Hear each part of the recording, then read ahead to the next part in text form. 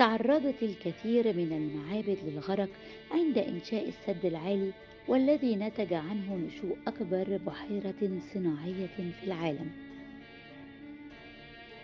ولكن كانت هناك ملاحم لإنقاذ تلك المعابد وإنقاذ كنوز من التراث الإنساني.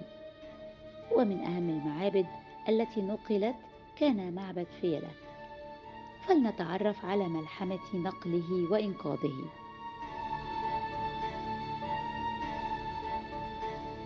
احنا دلوقتي في معبد فيلة. معبد فيلة يعتبر من المعابد المهمة خالص.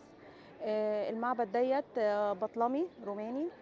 المعبد ده كان نتيجة موقعه الممتاز، كان بيعمل جذب للرحالة في القرن ال18، وأطلق عليه عديد من الأسماء زي لؤلؤة النيل، الحصن، المكان المقدس.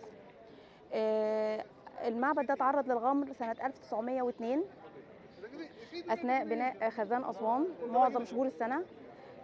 وبعد كده في 1960 اتعرض للطمس بالكامل، فبعتت الحكومة المصرية نداء لهيئة اليونسكو لحماية الآثار عشان تيجي تنقذ المعبد ده.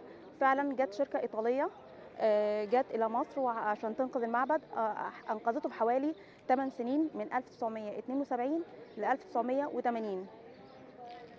المعبد ديت طب انقذته ازاي؟ الشركه لما جت اختارت، كانت بتدور على جزيره تكون قريبه من المعبد اللي غرق، وفي نفس الوقت تكون عاليه عشان ما تعرضش للغرق. اختارت الجزيره دي جزيره اجيليكا. الجزيره دي بتبعد عن المعبد القديم حوالي 500 متر.